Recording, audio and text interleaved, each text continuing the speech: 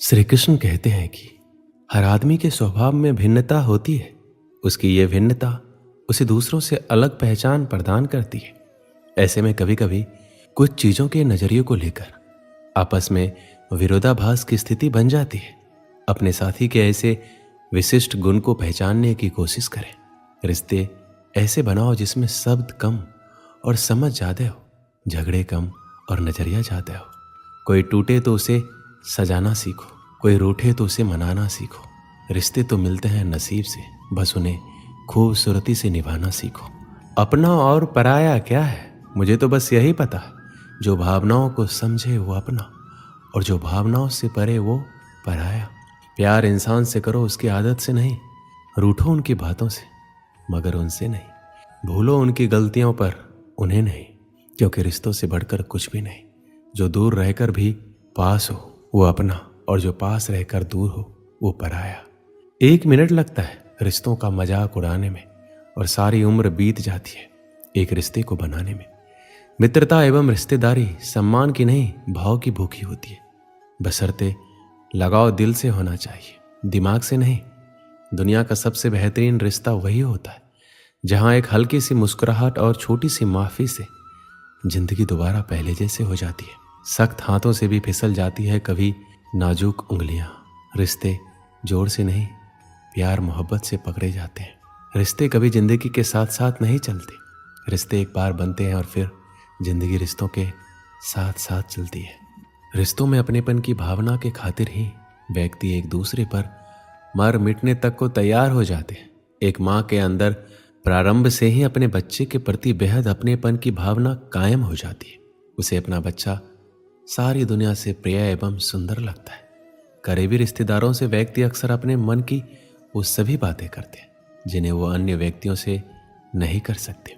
रिश्तेदार और परिवार व्यक्ति के बुरे समय में साथ खड़े होते हैं। ऐसे में एक अकेले व्यक्ति की पीड़ा पूरे परिवार और रिश्तेदारों की पीड़ा बन जाती है। वो एकजुट होकर मुसीबत से लड़ते हैं और मुसीबत को दूर भगाकर कामयाबी पाते हैं। खुशियों की तलाश में हम इधर से उधर भागते रहते हैं।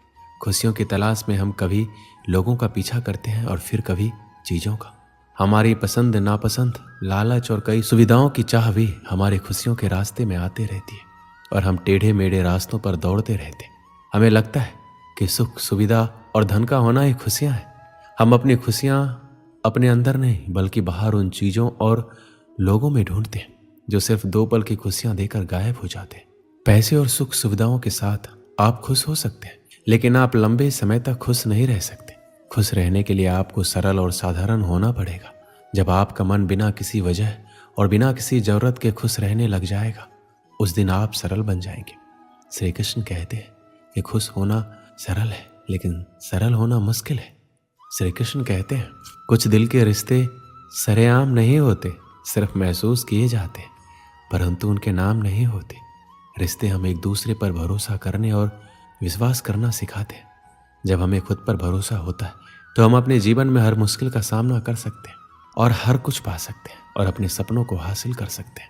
हमारे रिश्तों को याद रखना महत्वपूर्ण है, क्योंकि वो हमें जोड़े रखते हैं और हमें अलग होने से रोकते हैं। किसी भी रिश्ते में, जैसे कि आपकी बहन, भाई, माता पिता और रिश्तेदारों के साथ, रिश्तों को मजबूत बनाना चाहिए।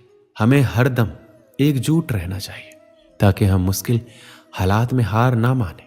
एक रिश्ते में दुनिया आती जाती रहती है, फिर भी दोस्ती दिलों को मिला देती है। वो दोस्ती ही क्या जिसमें नाराजगी ना हो, पर सच्ची दोस्ती दोस्तों को मना ही लेती है। अंत का जश्न मनाए, क्योंकि वो नई शुरुआत से पहले होते हैं। ये एक अच्छा संकेत है। टूटे हुए दिल का होना इसका मतलब है कि हमने किसी चीज के लिए प्रयास किया है। यदि यह तुम्हें नष्ट कर रहा है तो ये प्रेम नहीं है। ये खराब रिश्ता आपको उस समय की तुलना में अधिक अकेलापन महसूस कराएगा जब आप अकेले थे। रिश्ते खून के नहीं होते, रिश्ते एहसास के होते हैं। अगर एहसास हो तो अजनबी भी अपने होते हैं, और अगर एहसास ना हो तो अपने भी अजनबी हो जाते हैं। केवल उन पर भरोसा करें जो आप में निम्न 3 बातें देख सकें: आपके हंसी के पीछे का दर्द, आपके गुस्से के पीछे का प्यार, आपके खामोशी के पीछे का कारण। रिश्ते कांच की तरह होते हैं, टूट जाए तो चुभते हैं। इन्हें संभाल कर हथेली पर सजाना, क्योंकि इन्हें टूटने में 1 पल और बनाने में बरसों लग जाते हैं। कोशिश करो कि कोई तुमसे ना रूठे, जिंदगी में अपनों का साथ ना छूटे। रिश्ता कोई भी हो उसे ऐसे निभाओ कि उस रिश्ते की डोर जिंदगी भर ना टूटे। रिश्ते हमेशा तितली जैसे होते हैं, जोर से पकड़ो तो मर जाते, छोड़ दो तो उड़ जाते हैं, अगर प्यार से पकड़ो तो अपना रंग छोड़ जाते हैं। किसी भी रिश्ते को तोड़ने से पहले एक बार अपने आप से जरूर पूछना कि आज तक उस रिश्ते को क्यों निभा रहे थे। किसी भी मोड़ पर अगर हम बुरा लगे तो जमाने को बताने से पहले एक बार हमें जरूर बता देना।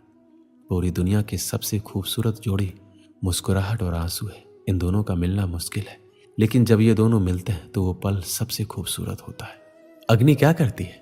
जलाती है, फिर चाहे वो लकड़ी हो, कोयला हो, वस्त्र हो या जो भी आप अग्नि में डालोगे वो भस्म हो जाएगा। किंतु सोना, यदि आप सोने को अग्नि में डालोगे तो वो कुंदन बनकर अपना अस्तित्व निखार लेता है। यदि आप लोहे की ताप दो तो वो फौलाद बन जाता है। क्यों होता है ऐसा? क्योंकि उनके भीतर की अग्नि उनको जलाने वाली अग्नि से अधिक तीक्ष्ण होती है। ये अग्नि है पवित्रता की। यदि आपका निश्चय दृढ़ है, आपके विचार पावन है तो कुंदन बनकर निकलेगा, फौलाद बनकर निखरोगे, भीतर से बल पाओगे और कोई आपके साथ अनिष्ट नहीं कर पाएगा। नदी का जल मीठा होता है, सागर का जल खारा और किसी नाले का जल दुर्गंध से भरा। क्यों? नदी का जल मीठा होता है क्योंकि वो सबको जल देती है। सागर जल लेता है इसलिए खारा होता है और नाला उसका बहना रुक जाता है और इसी कारण से वो दुर्गंधपूर्ण हो जाता है, किसी काम का नहीं रहता। हमारे जीवन में कुछ ऐसा ही होता है। यदि नदी की भांति जीवन में कुछ देना सीखो तो जीवन में मिठास बनी रहेगी। यदि सागर की भांति बांटने के स्थान पर केवल संचय करते रहो तो मन में खटास बढ़ती रहेगी। और यदि नाले की भांति बहना छोड़ दो, कर्म करना छोड़ दो तो किसी काम के नहीं रहोगे। इसलिए बिना किसी विराम के कर्म करते रहो और जो कुछ भी आपके पास है उसे बांटना सीखो। एकलव्य एक निषाद बालक था। वह धनुर्विद्या में प्रवीण होना चाहता था। इसके लिए गुरु द्रोणाचार्य से धनुर्विद्या की शिक्षा प्राप्त करना चाहता था।